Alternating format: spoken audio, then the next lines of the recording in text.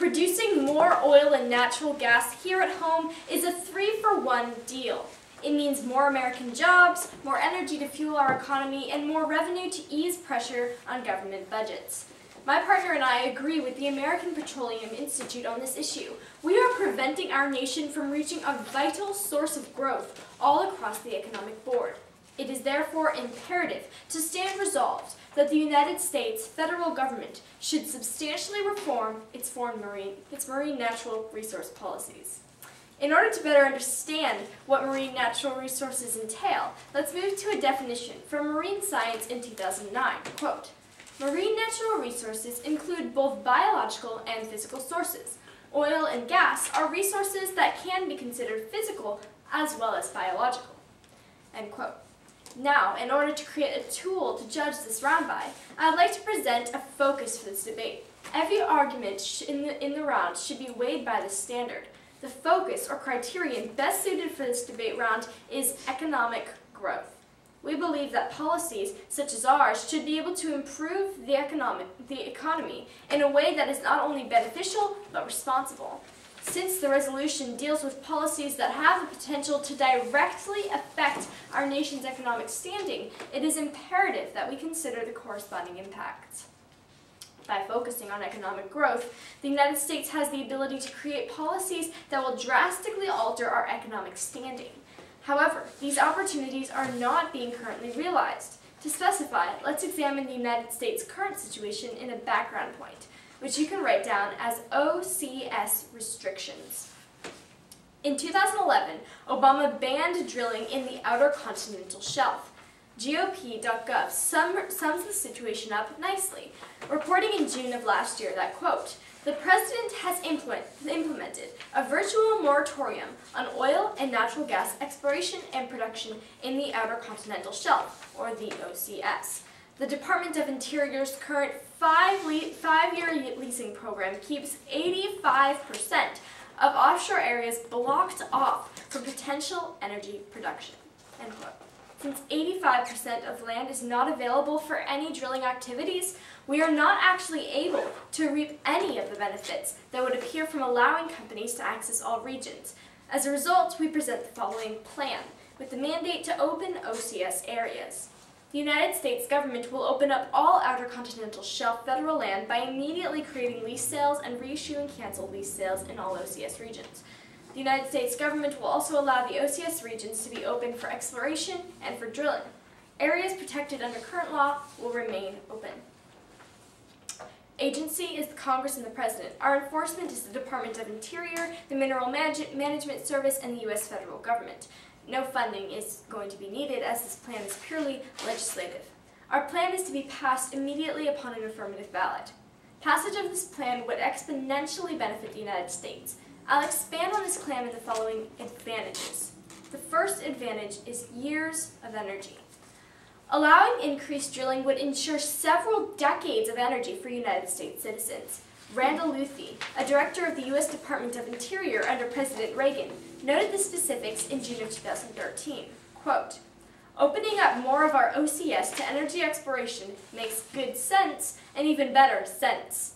Government estimates show that these offshore areas could provide enough oil to power 65 million cars for 60 years and enough natural gas to heat 60 million homes for 160 years. Unquote. Those numbers are important, so I'd like to restate them for you. Power for 65 million cars for 60 years and 60 million homes for 160 years. There's absolutely no reason to ignore these benefits. Our nation runs on oil and fuel. We have access to incredible amounts, and we should utilize it. In addition to energy growth, the United States would also reap benefits from the economic outcomes of our plan. The second advantage is economic growth. Our plan would drastically improve our economic situation in 3 specific ways: income, GDP, and jobs. These will be more specifically detailed in 3 individual subpoints. The first subpoint, or subpoint A, can be written down as income. Our plan would increase income not only for U.S. citizens, but for the federal government as well. We can make our nation wealthier, help the people who need money, and help our government, which is in a great debt. These benefits are not realized or created when drilling is obstructed.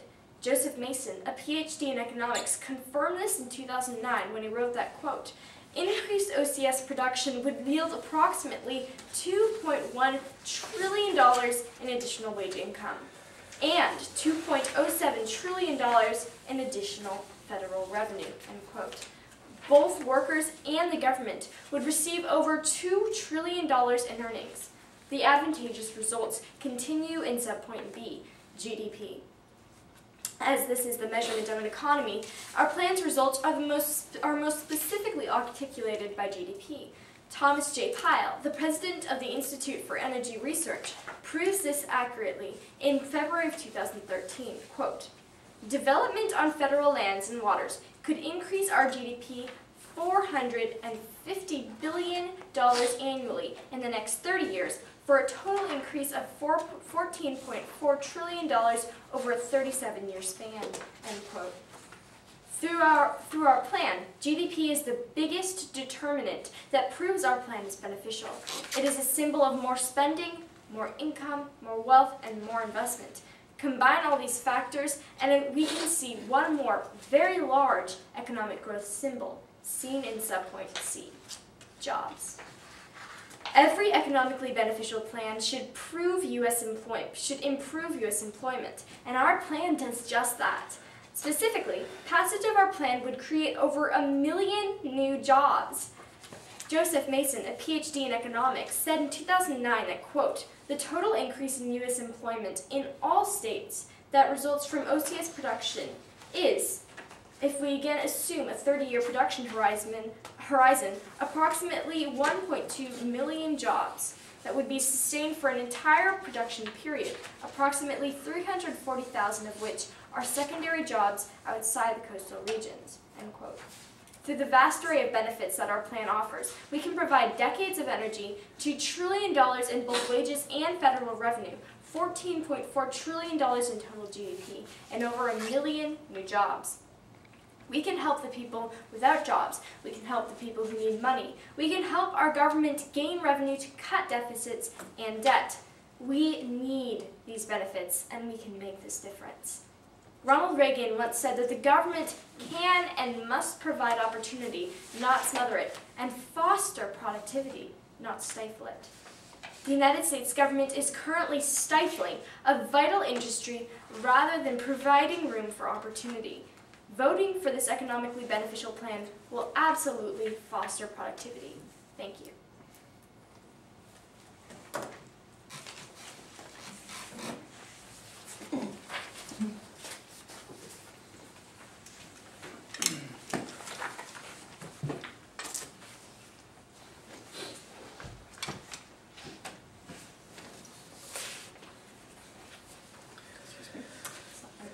Scoot up here and your way. All right. How are you doing today? I'm doing pretty well. How are you? I'm good. All right, so first, can I see a copy of your 1AC? Yes, of course. Thank you. All right, now, first of all, how many square miles of land will be opened under this act? You know, I don't have the specifics on the top of my head, but I do believe we have numbers in our brief. Okay, and do you know how many new oil rigs will be created then? No, that's entirely up to the amount of leases that are sold to the companies that invest. Okay, so you don't know how many new leases or how much, you say you have the numbers on square miles open though? I believe so, yes. Okay. Now, do cars cause pollution? Cars? Cars, yeah. Yes, they cause a certain amount of pollution. Okay, do oil rigs pollute? Not very substantially, but in their own way, as any type of technology can pollute, they do, but not in any substantial way or tangible way. Okay, now all the advantages of GDP increase and jobs, those are all specifically coming from the oil industry, correct? Yes. Okay, now, are there other industries that are going to be affected by this policy? I cannot think of any, but if you would like to contest that, then we can certainly. So we're going to keep all the same fishing regions open. You know, there's not going to be any tourism. Yes, blocking. the OCS starts several miles off the coast, so no beaches or fisheries will be impacted by these. Okay, so we don't fish out where we're going to be drilling for oil. chances are no, we will not be, but if we do, I'll have to get specifics on that, but if we do, the oil rigs will not be causing stress on the fishing population. Okay, so the oil rigs will cause absolutely no stress to the fishing populations. Yes, and any stress that you may be able to quantify will be severely outweighed by the amazing advantages of our land. Okay. And now, where is this oil coming that we're refining, that we're digging out? Is that coming back to the United States to be refined, or are we sending it overseas to be refined? Where is that going? That is, again, up to the companies. Okay, do we have currently refineries that aren't being used to refine this, or do we have to build new ones? We have refineries currently, but again, it's definitely up to the companies. Okay, do you know if we have enough specifics refineries to refine new oil that's coming in, or is it going to be... If we don't have enough refineries to refine new oil, then of course we'll build new ones. There's no harm in that. Okay, thank you. No further questions. Excuse me. Starting negative touchdown?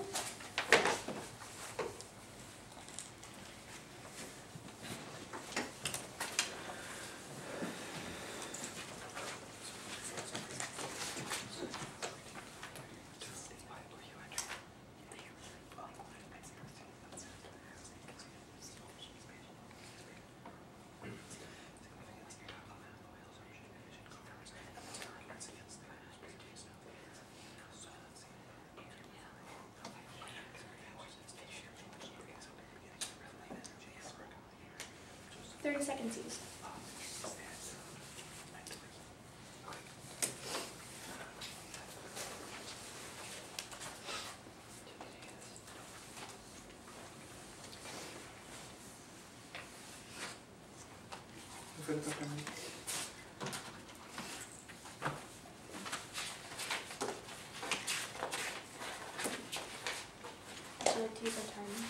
Yes, I would think.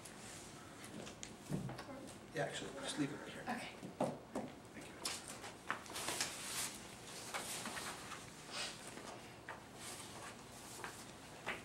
Now, the affirmative team has given you a plan, and the negative team is going to show you that, in fact, this plan is not an adequate proof that the resolution is true, that the resolution of the United States should substantially reform its marine natural resource policies is true. The affirmative team has not proven this well enough, and I'll be showing you how through my speech. Now, first off, I would like to present a counter criterion, a separate focus that we should be looking at in today's debate round.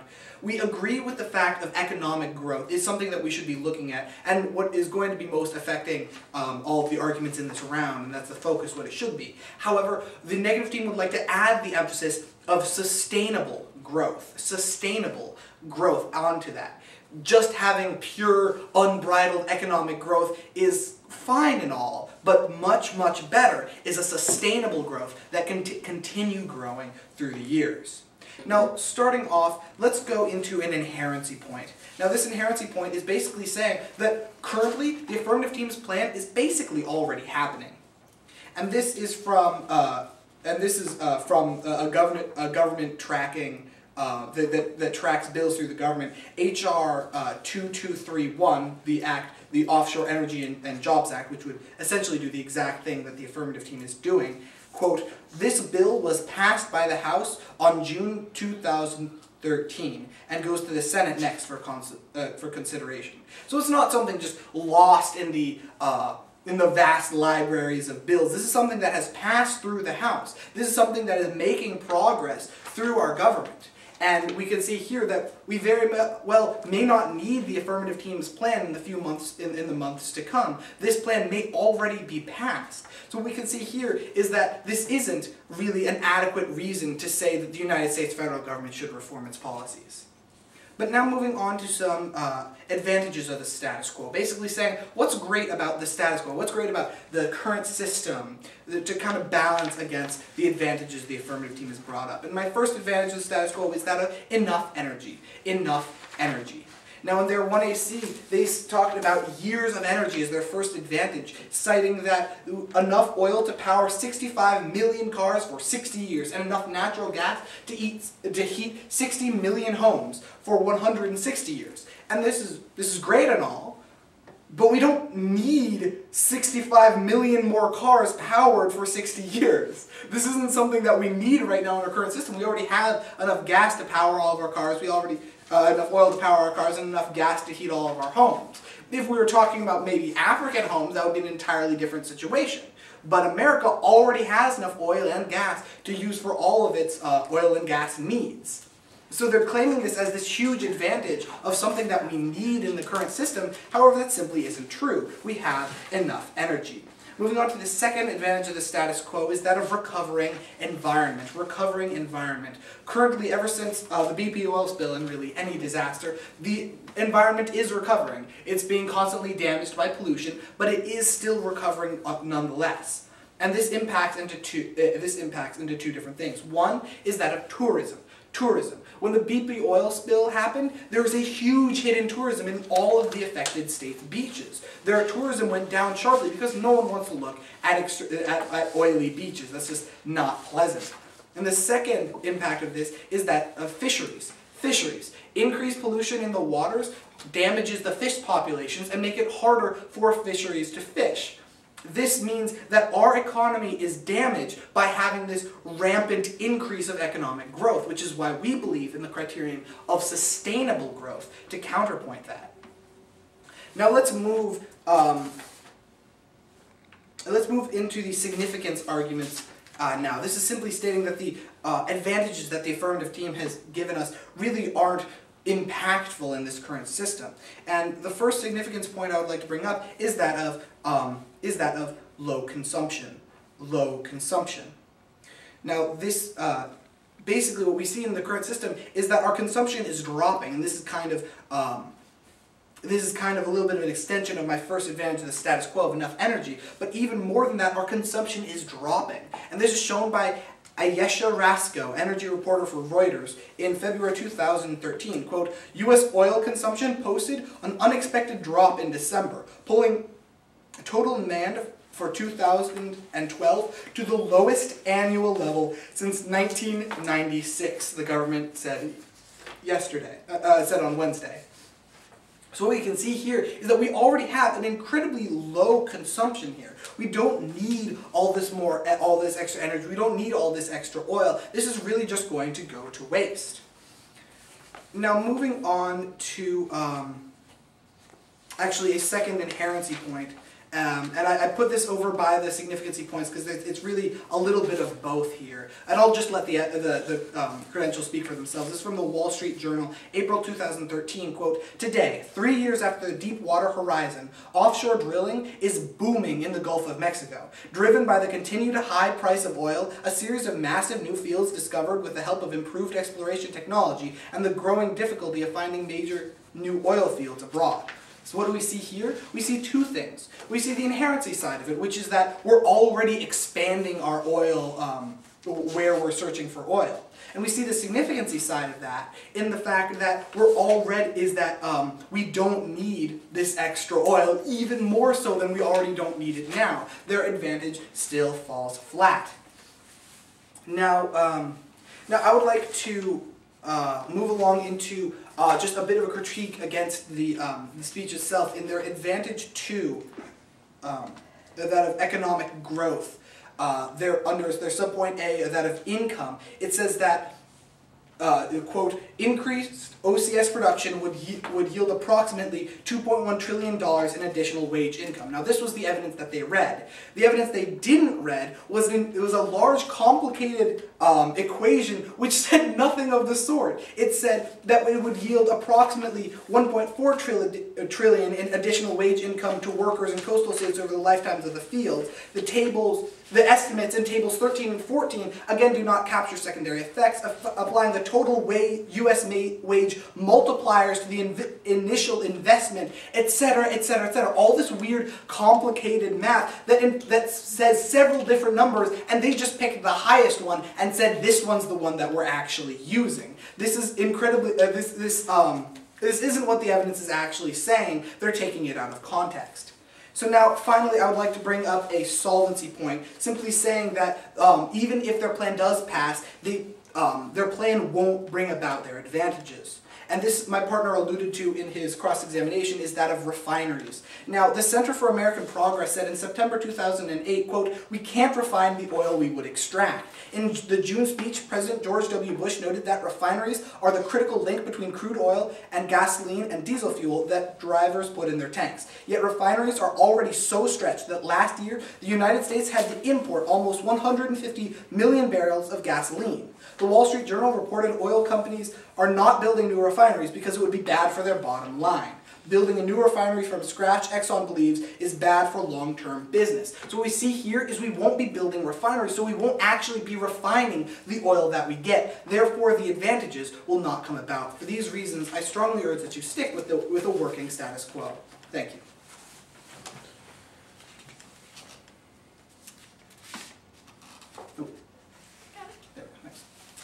Alright. First off, how are you doing? I'm pretty good. How are you?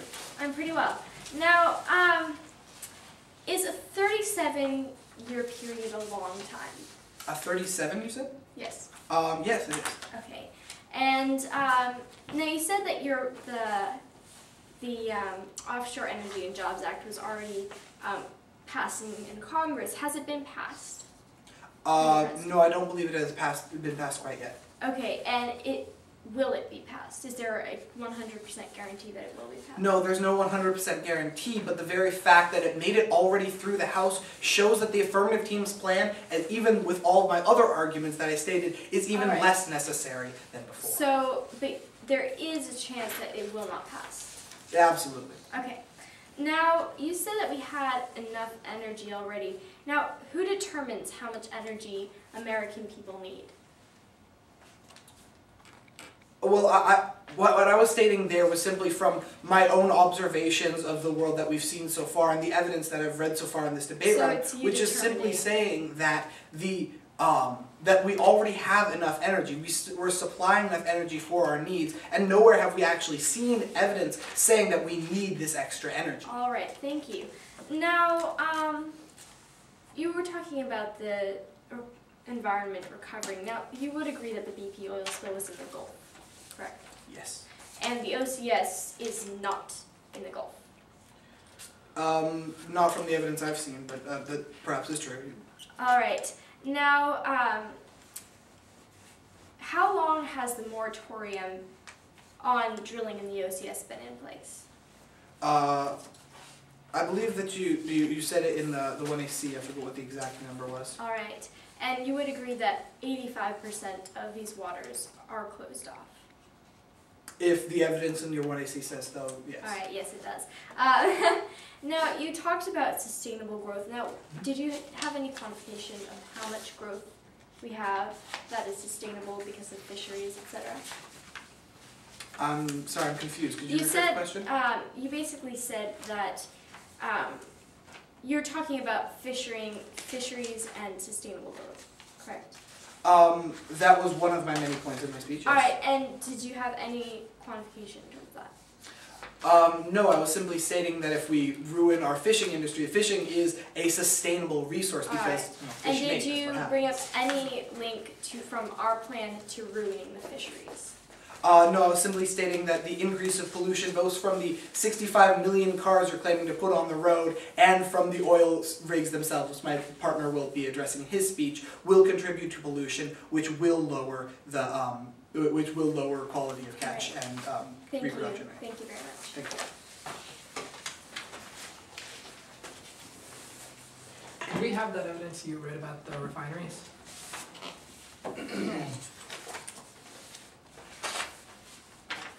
Had a chance.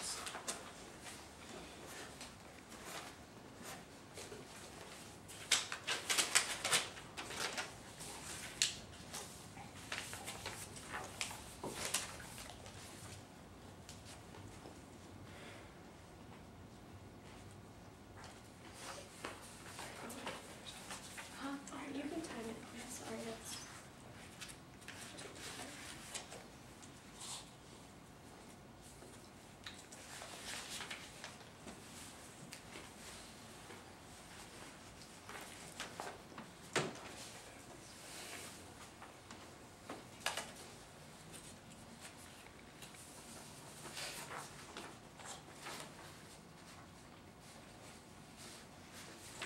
1 minute used. Thank you.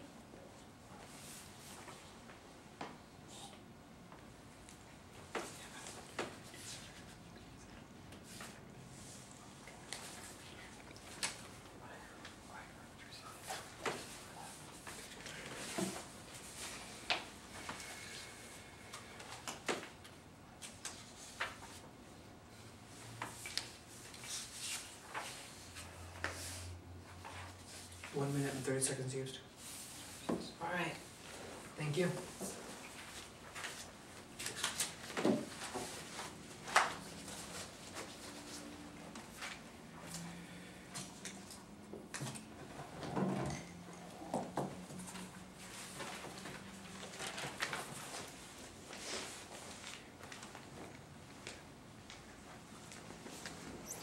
All right. In summary, investment and development in OCS planning areas can increase economic growth with attendant effects on jobs, wages, and revenue, helping to both invigorate and stabilize economic growth. This quotation, according to Joseph Mason, who's a PhD in economics in 2009, really comes back to the theme that the negative team so correctly pointed out in their own speech, that we need stable, long-term economic growth, and that's exactly what our plan does. So you can tag my response to their criterion as, of course we want to stabilize economic growth, of course we want long-term growth. My second response, however, you can tag as 30-year period. If you actually look at the economic growth, this isn't some short period. Actually, our economic growth numbers are over a 30-year timeline.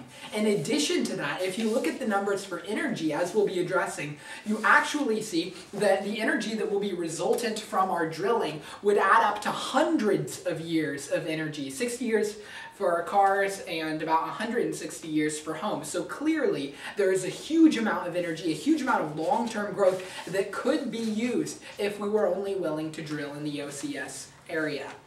With that said, let's move down to the inherency point. Now my response to inherency 1, I have 2 actually. The first is dead on arrival. Now actually what the House of Representatives does every year pretty much is pass a bill that's very similar to this, and every year the exact same thing happens. The Democratic Senate votes it down, and even if the Democrats were not in control of the Senate, the president would certainly veto it. He has come out against this plan numerous times. In fact, he was the one who placed a moratorium in the eastern part of the Gulf of Mexico. So he is not going to sign this bill. The Senate is not going to pass this bill. This is dead on arrival. So the result of that is your choice is a plan versus no plan. There is no gray area here. You either vote for the affirmative team and get the economic benefit, or you lose all of it if you choose to stick with the status quo. Let's move down to significance point 1. Now, under significance point 1, they basically said, we don't need any extra energy. I have 2 responses to this. The first is that there was no evidence. What they essentially said was that, oh, we already have enough energy. The fact that they're conveniently ignoring is that the United States still imports about half of the energy that it uses. So clearly, there's plenty of room for the United States to increase its production. And even if we fulfilled 100%, which we want it even under our plan, we could then export it and result in even more economic growth. So really what they're saying here, and this is my second response, is that they're stifling growth. Again, stifling growth. By arguing we don't need any extra energy, they're essentially conforming to a mindset that stifles growth. Second significance point. Again, my first response is that there was no evidence. And actually, to clarify, he tagged some of these as advantages of the status quo and inherency points. To simplify everything, I'm going to group them all as significance points because I think that's really the crux of the argumentation here. So anyway, moving on, he said that basically the environment is still recovering. First of all, he provided no evidence that the environment actually was still recovering. In fact, the environment in the Gulf of Mexico recovered several years ago. Almost directly after the spill, there was about a 6-month period where we had animals washing up covered in oil and then they were dead.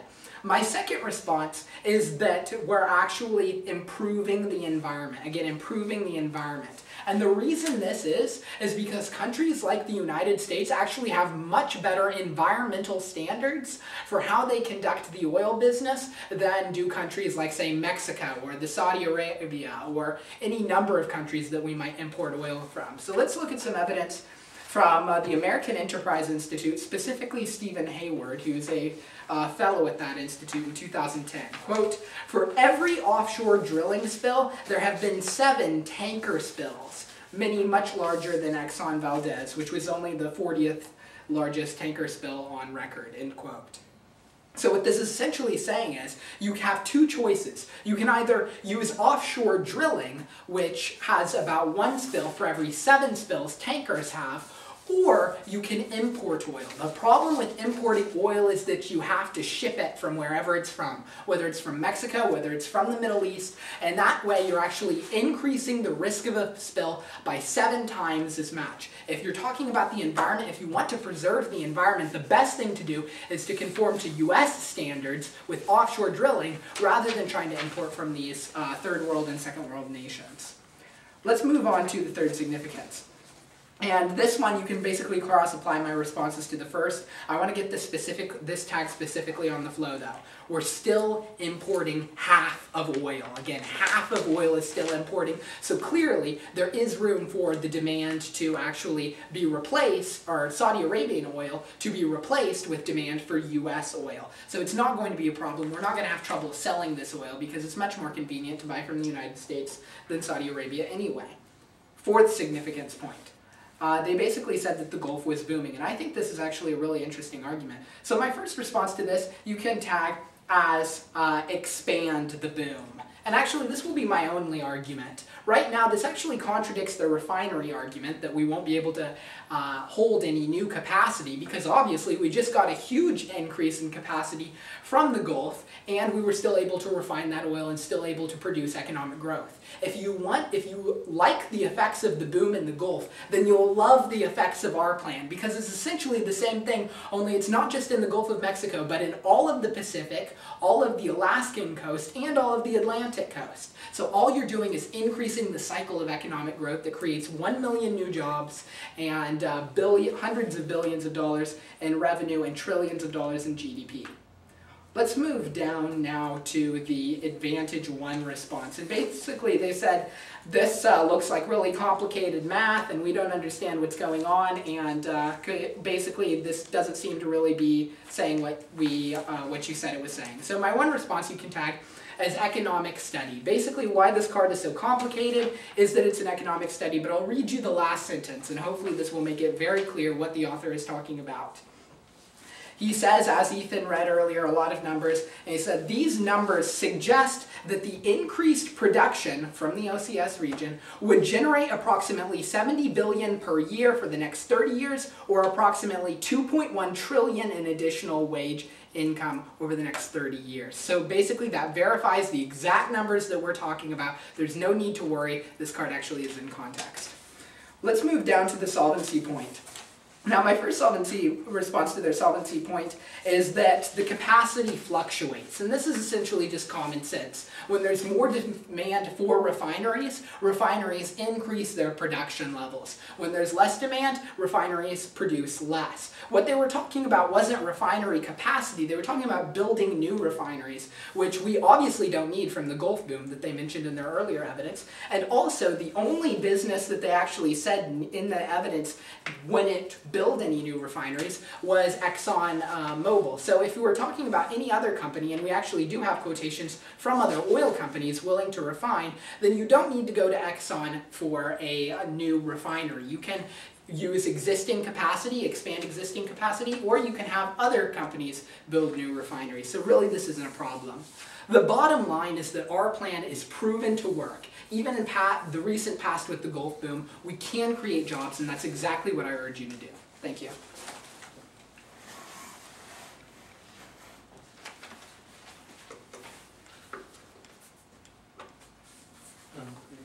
Oh, sure. Here you go. Thanks. Hi, Kristen. How are you doing today? I'm doing well. I'm very tired, but I'm good. Okay. So now, first question. Could I see the evidence that you read saying that we refined all of the oil from the Gulf expansion? Oh, that was actually, I was referring to your evidence. Did our evidence ever say that we refined all of that oil? It said that there would be no production of oil if we didn't refine it. That's a necessary step. Otherwise, we would have never drilled it. Can I see the evidence that we brought up back about the refining? Yeah, you can definitely. And again, if you want to contest any of that points, we can bring further evidence. We will. Okay. Now, under Solvency 1, you said that the capacity fluctuates. Did you bring up any evidence behind this? That's just common fact, but if you want that to be substantiated, we can definitely bring up evidence. Okay. Now, you said in your response, I believe, to significance 2, that we increase the risk of spill incredibly by importing, correct? Mm-hmm. Yes, that's very true. Okay, so now how is oil transported from oil rigs back to the shore? Oh, it's just pumped. Okay, it's pumped. That's why we had the oil spill back in 2010. If you remember, there was a break in the pump. Okay. Now, the oil that we're importing from Saudi Arabia, you said, correct? That's one country. Okay. There are many countries now. Is that crude oil or refined oil? Generally, I'm not actually 100% sure on that. I would guess, at least in some capacity, it's both. If I had to guess at the majority of it, I would say it was crude, and then we refined it here. Could I see that evidence then? Like I said, that's just an educated guess. I don't have evidence with me. Oh, okay. I thought you brought up a piece of evidence. Never mind. Okay. Did you address my arguments as to the fisheries, how the fisheries would be hurt? That was under the environment. I kind of lumped that with significance point 2. If, again, we can go into further detail if you want. Okay. Thank you. No further questions. All right, great.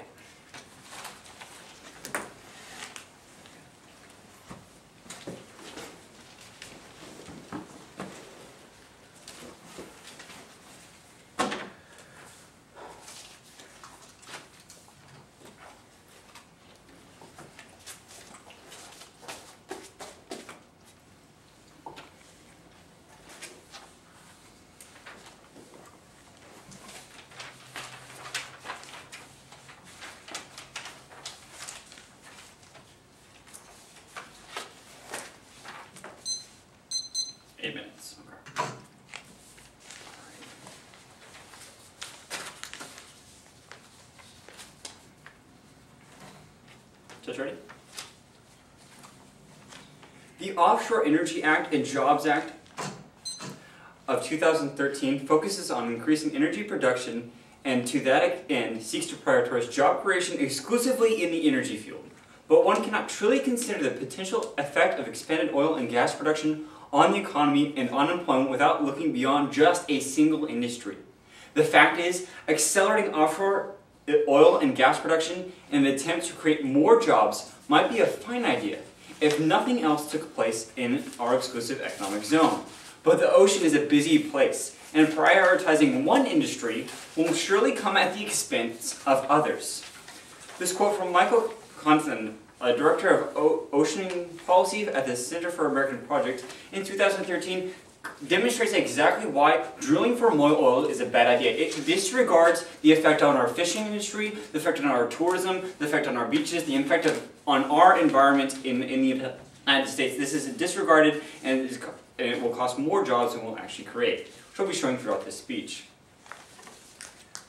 Now, first I'd like to quickly address the criterion. The affirmative team agreed that we need to focus on long-term growth and that should be a priority. So in this round, we'll be looking at which plan provides the longest, the long-term growth, the most sustainable economy, and the sustainable growth. With that said, I'd like to go ahead and move into a solvency point. Now, you can tag this as short-term. Now, when we look at the oil, as I just said, oil is short-term. It's a limited resource. Once we dig oil out, there's no more oil, and we're done drilling for oil, and those jobs then disappear. Now, they say, well, guess we're doing 30 years, so that's long-term. But we're looking at punishment for other industries for longer, and over that 30 years, damages to the environment.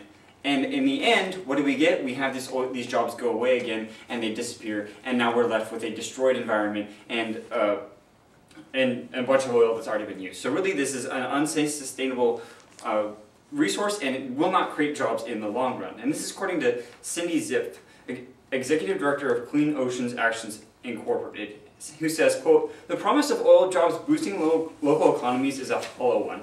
History is replete with examples of energy companies coming into areas with supposedly struggling economies, claiming to be the solution. Once the extraction infrastructure is built or energy reservoirs are depleted, jobs vanish.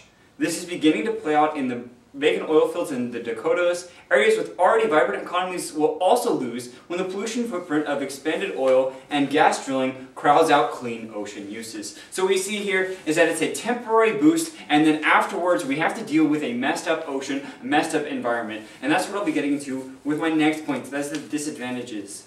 Now, disadvantage one is that of oil spill. Now, we already kind of talked about how there's tankers and those are more of a risk of a spill, but really we're already using tankers to ship it across seas to be refined, as my partner will mostly be talking about in his speech when he talks about the refineries. But just keep that in mind, that this is a problem, that we will have increased spills from the additional oils, and there's no difference between the amount of tankers we'll be using. So let's go ahead and look at a piece of evidence from the Defenders of Wildlife, a non-profit conservative organization. And there was no date given on this evidence, but it says, quote, "Even with safety protocols in place, leaks and spills are inevitable.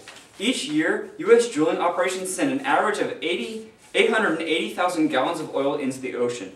Then there are the unanticipated catastrophes. In 2005, Hurricane Katrina and Rita destroyed 113 of the oil platforms in the Gulf of Mexico and damaged 457 pipelines. So what we can see here is not only do each of the oil drilling operations always have some sort of a spill, but on top of that, when we have a hurricane or a natural disaster in that area that destroys the rigs, we then have a bigger problem and more oil spills. More oil rigs means that next natural disaster we're going to have more of a problem. Along with the natural disaster, we're going to have oil in the Gulf. It's not going to be good. It's not going to be a good idea to be drilling in this outer continental shelf. We do not need to increase drilling. My second disadvantage is that of pollutants damaged environment. Pollutants damaged environment. Now, all these drilling operations create pollutants in and of themselves, as the affirmative team agreed to in cross-examination. They create pollutants, and this affects the environment, which of course hurts our industries there.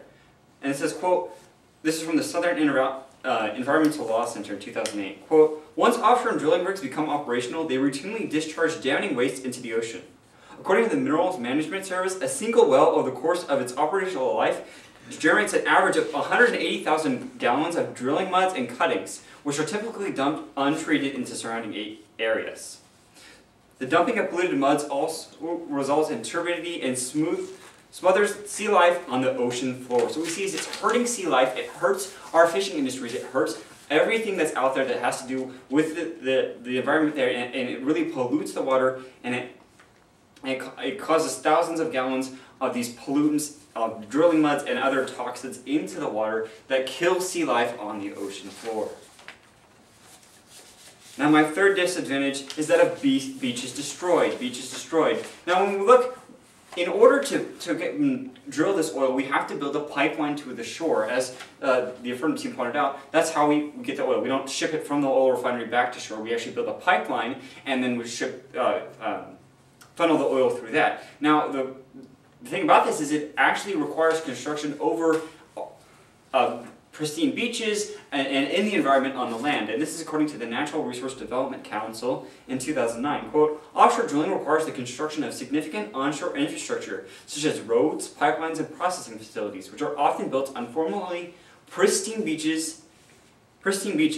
Thanks in part to drilling operations, Louisiana is losing roughly 24 square miles of coastal wetlands each year, eating away at natural storm barriers and increasing the risk of storm damage, including damage from oil spills." Now, so not only does this increase the chance of an oil spill, but it also increases the damage we have when we have an oil spill. So this is, not only is it making the problem worse, or more chance of the problem, but then it makes the problem worse altogether. Moving on to my last disadvantage, that of critical error. Critical error. Really, this sort of law is really a critical error on the government's part. It really doesn't take into account everything we need to be thinking about. And this is according to Nancy Zapaco, former legislative counsel at U.S. House of Representatives, who says, quote, "Last week, the U.S. House of Representatives passed the Offshore Energy and Job Act, a reckless bill that would nearly double U.S. offshore drilling, force new lease sales off the coast of Virginia, South Carolina, and South California, and gut critical environmental standards. It is yet another giveaway to big oil that puts offshore drilling above all else while gutting critical environmental safeguards and doing nothing to make us more energy independent." So what this is doing is it's hurting our energy independence. It's giving big oil priority off of all other industries, all other jobs, and priority over the environment. Now, all these disadvantages result in one similar impact, and that is of jobs lost. Jobs lost. Again, I've been pointing out there's billions of dollars in the environment in industries, and we can see this from the Defenders of Wildlife, a non-profit conservative organization, who said, quote, even a medium-sized spill could be a major economic disaster in coastal areas dependent on tourism and fishing as a major economic driver. Hundreds of thousands of existing jobs and billions of dollars of economic activity depend on clean coasts and healthy coastal waters. So what we can see is that these laws disregard the need for a clean environment for many jobs in most of our economy. So for the better economy, for the jobs that are dependent on the environment, I urge you to vote for the negative team. Thank you.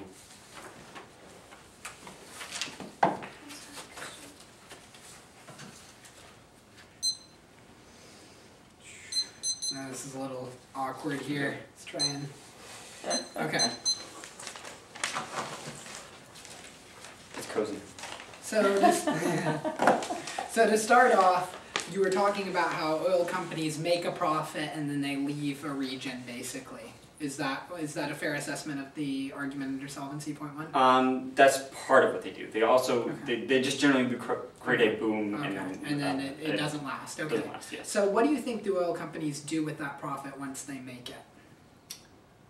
I suppose they spend it on new, pay their employees, I guess, would be the easiest way to put it, or whatever. So that's one thing they do, but I'm talking about the profit specifically that they make off of that. What do they spend that profit on, the additional after paying? I'm actually not quite sure how profits work. I'm guessing just back in the economy is what you're going at, right? Well, I'm asking you, but I would probably agree with that assessment. I'm just saying. All right.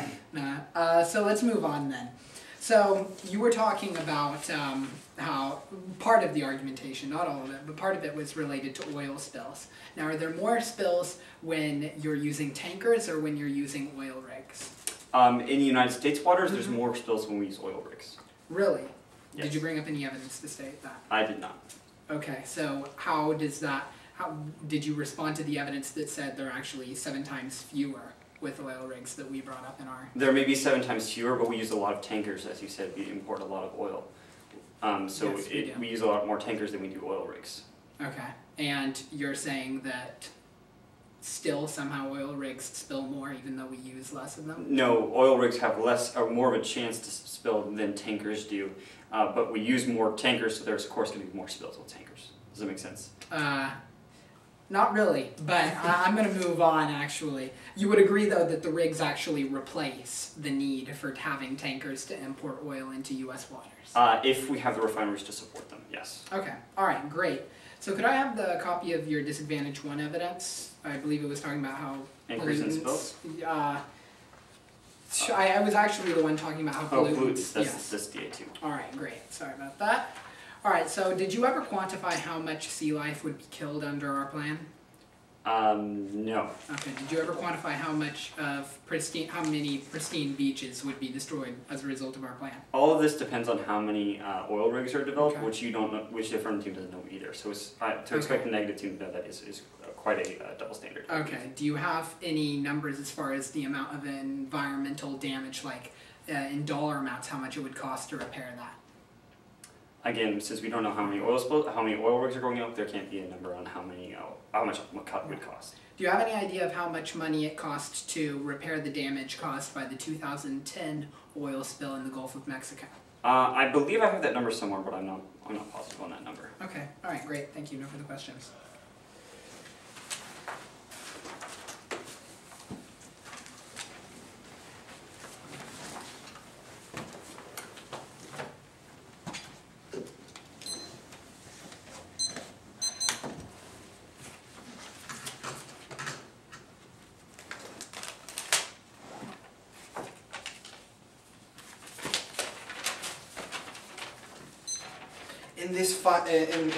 In this next speech, of the first of the rebuttals, I'm going to be bringing up a lot of the counter-argument to what Christian said in his 2AC. Now first off, let's move straight into the inherency point. Now, his inherency argument was simply that this was dead on arrival, that every time it's been passed by the House and shot down by the Senate. And if it got managed by some miracle to get past the Senate, it would be shot down by the President. Now, my argument against this is simply that it's being debated. It is being debated in Congress right now, and that is a reason why we shouldn't be passing this plan. The resolution for this year is that of the United States federal government should substantially reform its marine natural resource policies. And the affirmative team believes that the way that the United States federal government should do it is through this bill. However, we acting as the United States federal government and passing it is exactly what's going on right now. We're acting as the United States federal government. It's being debated, and every time it's turned down. We can see that, we can see the problems that are caused by it, and we can see the reasons why it's turned down. We see it happen in our very own government, and we can see that it shouldn't be done.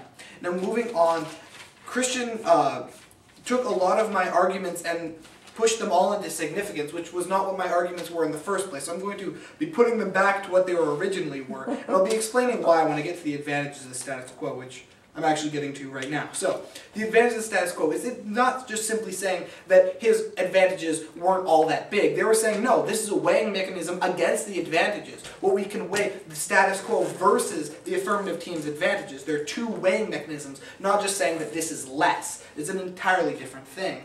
Now, the advantages of the status quo were that of we have enough energy. And he said that this stifles growth. This makes growth smaller. This makes us not want to grow as much. And to that I respond, reasonable progress. Reasonable progress. Unbridled progress, unbridled growth is not a healthy, safe thing. It is not something that allows for sustainable long-term growth. We need to have reasonable progress. We do need to have progress. That's not debated in this debate. It's not contested so far.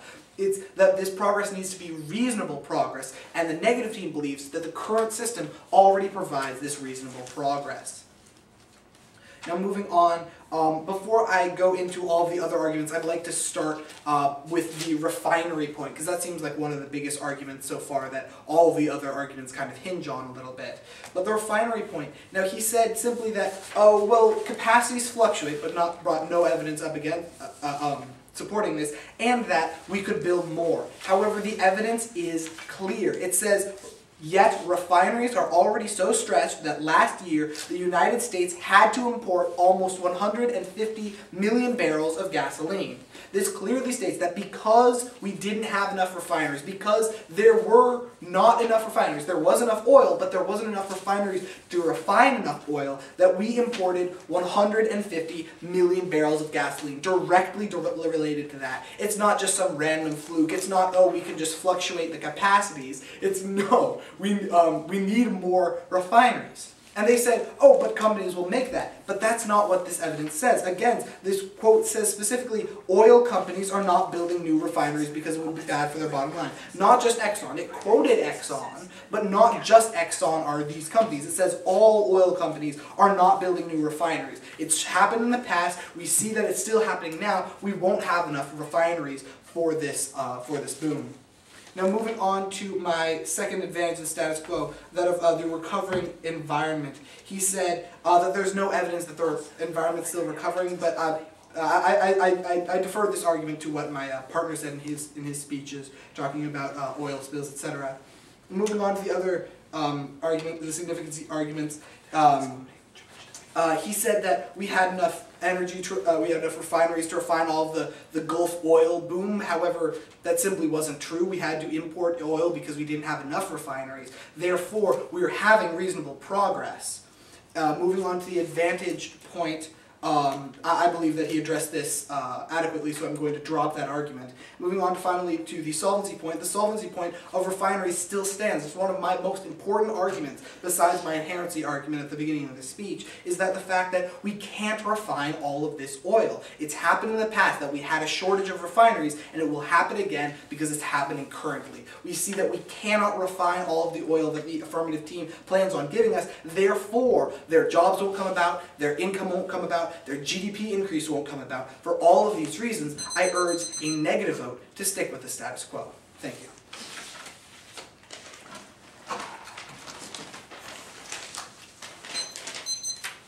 Negative prep time? I mean affirmative prep time. Thank you.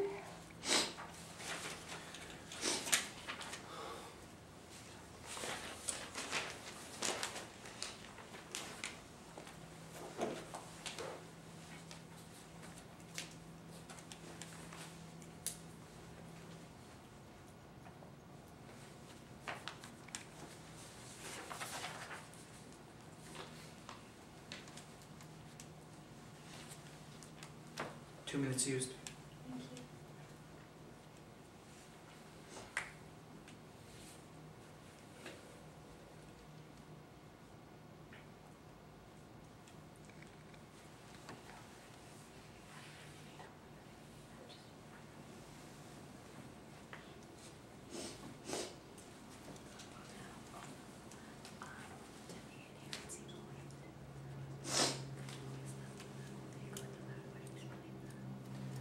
Two minutes and 30 seconds remaining.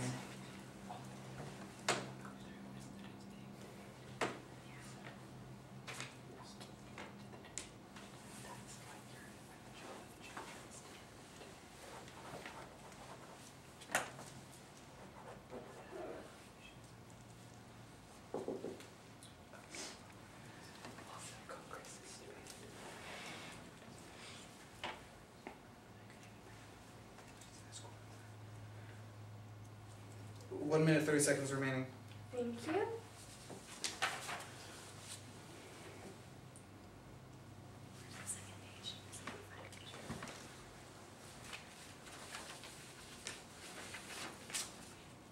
Sorry, 2 minutes remaining, my bad.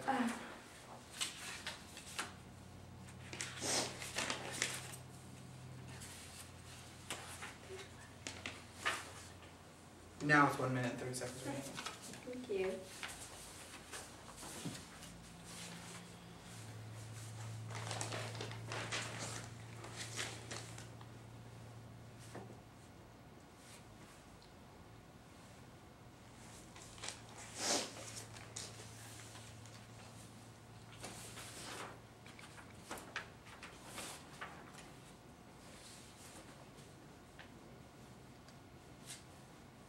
One minute remaining.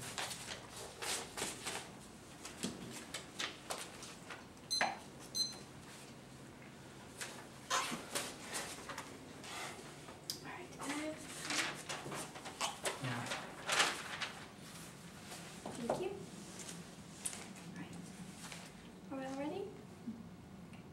There have been a lot of arguments presented in today's debate round, especially by the negative team, but I'd like to point you back to one key issue in today's debate round, the most key issue in today's debate round, and that is economic growth. Now, the negative team has been kind of trying to distract us with all these arguments about how we don't necessarily need more energy, or about how beaches will be hurt, but they never actually showed quantifiably how we are actually going to be benefiting the economy by sticking with the status quo. In fact, we are not benefiting the economy by sticking with the status quo. The only way to uphold the criterion is by going with the affirmative team, and I'll show that throughout my speech as I respond to their arguments. Now, let's start off with the disadvantages, as these are essentially the only reasons why a judge would consider voting negative, other than the stock issues. Now, their first disadvantage was that of oil spills. First of all, my first response is disregard. They completely disregarded the fact that there are 7 times more oil spills from importing oil than producing it domestically. In fact, there is a list of the top 10 most harmful United States oil spills in history. 8 out of the 10 are from tankers and importing. Only 1 is from an actual drilling rig, and that was the BP oil spill. The other one was from a natural disaster. So as we can see, most of the gravest oil spills that have ever occurred in U.S. history are from importing, which we will be decreasing with our plan. My second response is reduced spills. This is from the Washington Post in May of 2012. Quote, "There are relatively high environmental costs associated with importing oil as opposed to producing it in the United States. Spills from tankers and barges are the largest human-caused source of oil in the oceans. Oil is more likely to be spilled from a tanker than from a platform, and tankers have the potential to cause catastrophic spills."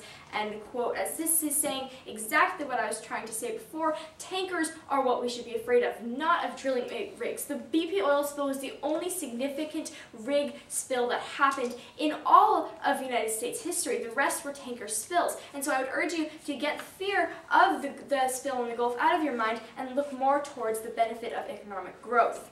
My third response actually is few oil spills. This is from the Mineral Management Service in 2009. Quote, the Mineral Management Service calculates that since 1980, less than 0.001% of the oil produced in federal waters offshore has been spilled, end quote. Less than 0.001% of the oil produced. That is such an insignificant number. We should not be worrying about oil spills or their environmental damages. With that said, let's move into their next argument, which was about drilling muds. I have two responses. The first is no quantification. They said that this had impacts on health and environment, but they never actually brought up any numbers or any reason to believe that it is a reason not to pass our plan, reason not to bring about millions of jobs and trillions of dollars in growth.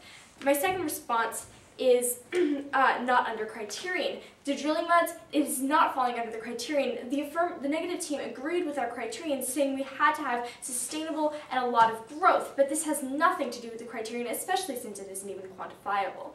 The third disadvantage, I have two responses. The first is not under criterion, and the second is depend on spills. Beaches will only be destroyed if there's a significant spill, but as I've shown in the past, there are not very many spills at all under our plan. Again, my overall response is zero quantification. They have not proved any actual damage or impact from these disadvantages. With that said, I'd like to move to the inherency point. Now, they basically said that there was reasonable, or it is being debated and it might pass. My one response is no progress. We want to end the debate. It is being ended right now, it is being debated right now, but we want to end that, we want to pass this plan. The next argument is the advantage of the status quo. I have two responses. The first is imported. Basically, the reason why we have enough oil is because we're importing, but this is not the oil that we want to have because we are not reaping the benefits from it from importing it from other countries. If we produce it domestically, we will be reaping all the economic gain from producing it domestically. My second response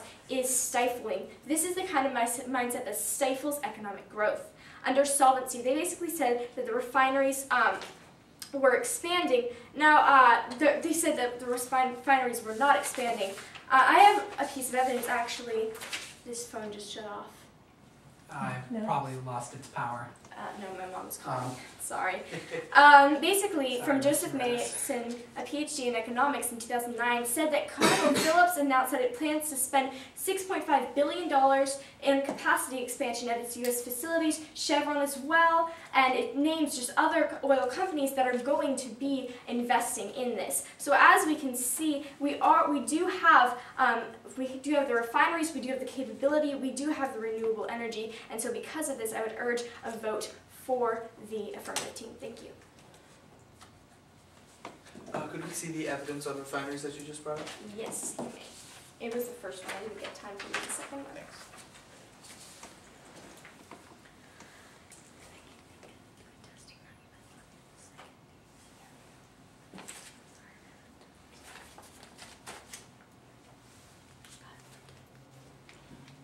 Can we use your timer for prep time?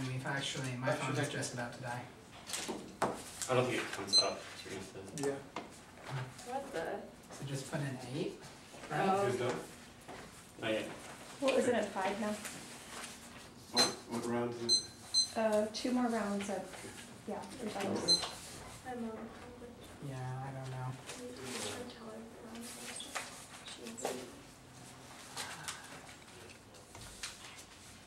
So you've used about 1 minute and 30 seconds overall, I'd say. So, how overall? Well, you used 50 seconds the first speech. Okay. And Just looking for how much we have left. yeah.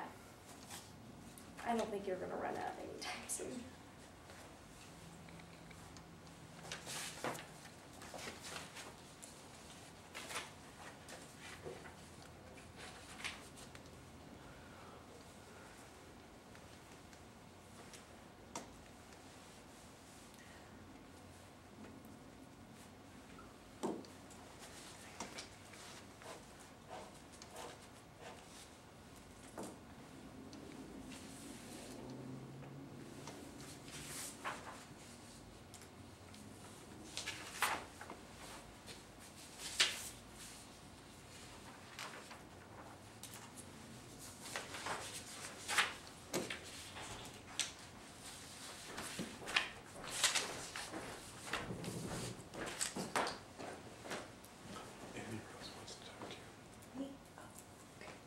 Science, I think. Hello? Oh, hi. We live in South San Jose, Santa Teresa and Cottle.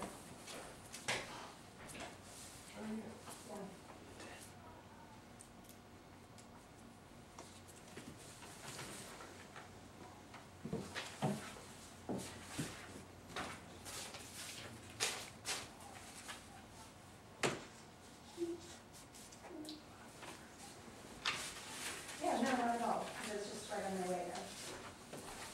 Yeah.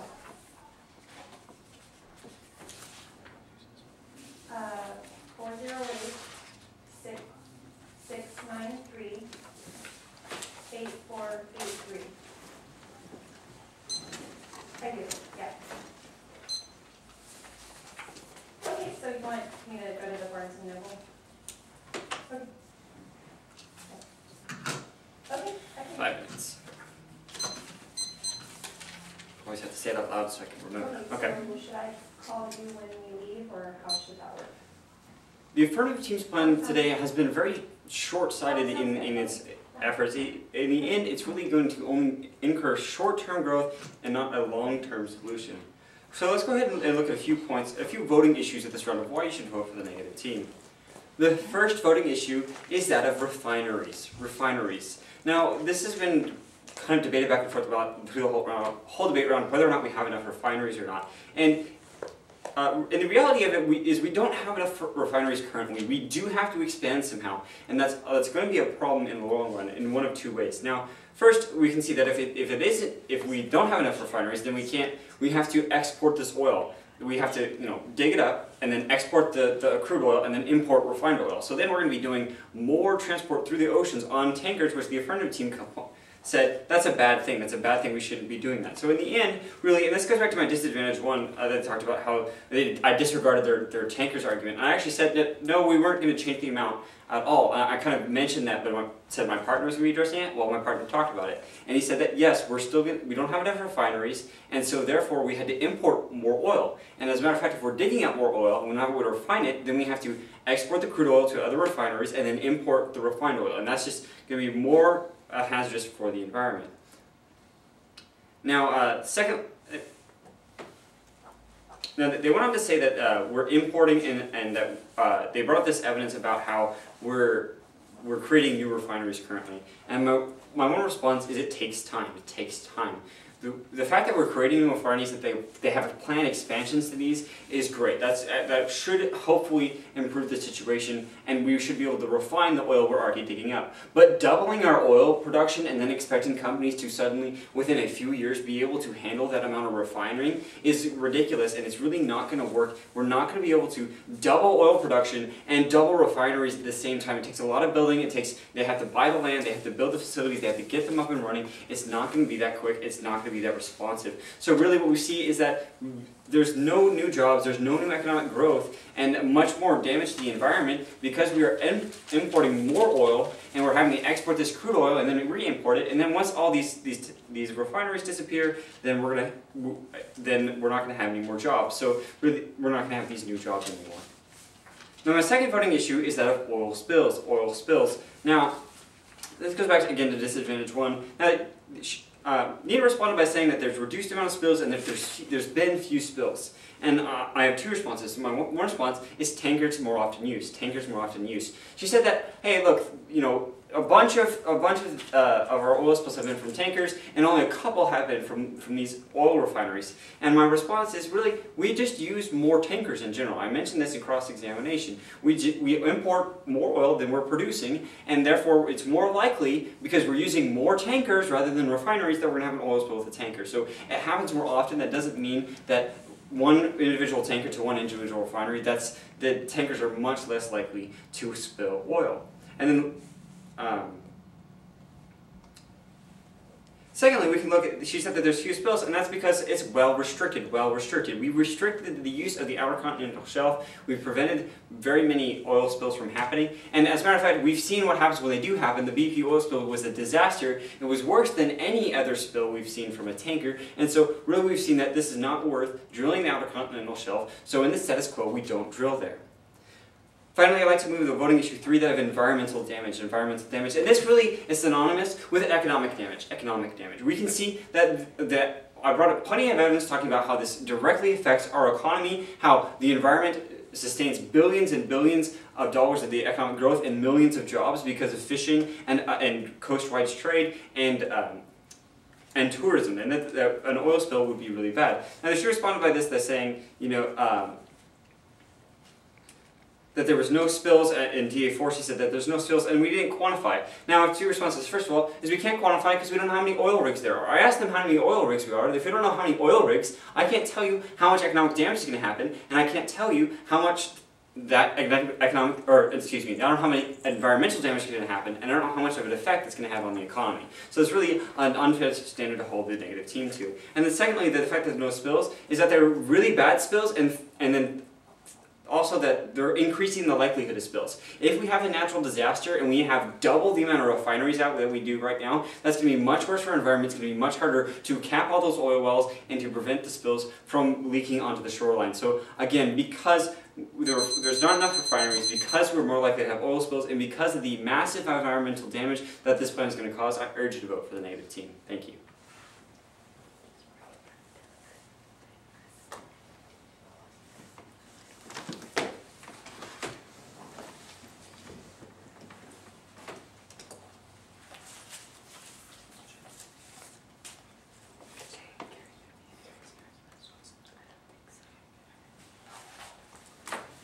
All right.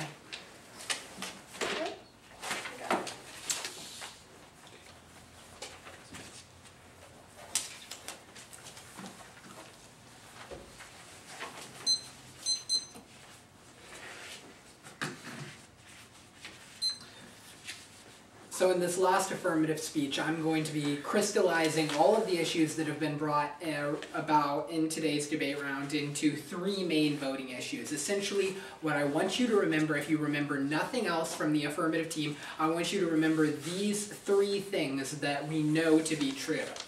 But before I get into that, I'm going to quickly make an observation, and that observation you can tag as refineries being built. Again, refineries being built. Now, this is one of the arguments that has been carried through the entire debate round, that we don't have enough current capacity. Well, the fact of the matter is that refineries are only going to be built if we're producing enough oil to justify a new refinery. That's why refinery capacity fluctuates, as we've been arguing this entire debate round. Basically, the stance of the negative team is, if we don't have the refinery capacity right now to do something, we should never encourage any new drilling or economic growth. That's simply not a reason to vote against the affirmative team. We can still incur that economic growth. So that's my second response, that there's still growth. Even if we end up having to, at the beginning, export some of our oil and use those tankers, which are more hazardous to the environment, and we would still actually see a huge amount of economic growth that would more than justify that fact. With that said, I'll be moving down to my three voting issues, the first being that of the environment. Now, there are a couple of statistics I believe that are important in today's debate round.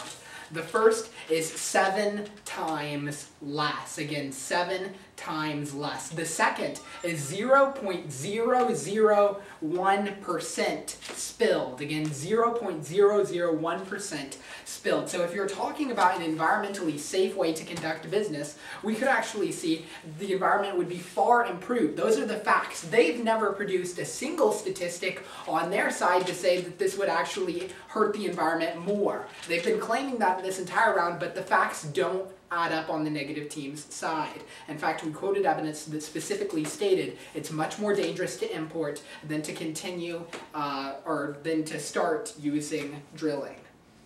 So my last response under this is that it's vastly outweighed. Essentially what this comes down to is you have this huge amount of economic growth, $1.2 million jobs, $2.1 trillion in increased wages. Those are for real people, people who are struggling to make ends meet right now, people who are unemployed right now, a $2 trillion reduction in the deficit, and $14 trillion in GDP growth. And all of that is being held hostage by the fact that the negative team has these fears that they've never even been able to quantify. That's simply not enough to justify a negative ballot.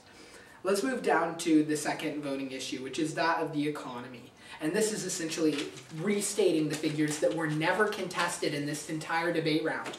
Our advantage still stands that we would dramatically increase employment, dramatically increase the amount of GDP we have, and dramatically increase ordinary people's wages. That is reason alone, we believe, to justify an affirmative ballot. The third voting issue that we would like to bring up in today's debate round is facts versus fears. And again, facts versus fears. And essentially what we've seen from the negative team in today's debate round is that they have been unable to quantify, and they've claimed that that's an unfair standard to expect them to quantify economic harm. But the affirmative team was able to quantify our economic benefit. We're simply holding them to the same standard we hold ourselves. There's nothing unfair about expecting quantification in today's debate round. That's the only way you as a judge are even able to make any sort of decision about who is actually right here. It's about who has the largest benefit. And the only proven benefit in today's debate round is from the affirmative team. Again, I'll restate it once more. 1.2 million jobs, $2.1 trillion in increased wages, and $2 trillion in deficit reduction. If that's not a reason to vote for the affirmative team, I don't know what is. On the other side, all you have is conjecture about environmental damage that's never even been quantified. For perspective, I'm just going to bring up the amount of numbers that actually it cost to repair the damage caused by the BP oil spill. That was about $500 million. $500 million is obviously nothing to sneer at, but it is nowhere near $14 trillion in economic growth. We can pay for any sort of damage simply through the amount of growth that we've had, and this is all including the fact that we're actually promoting a much safer way to drill. So for all these reasons, I urge an affirmative ballot. Thank you. Hey, all right, let me turn this off.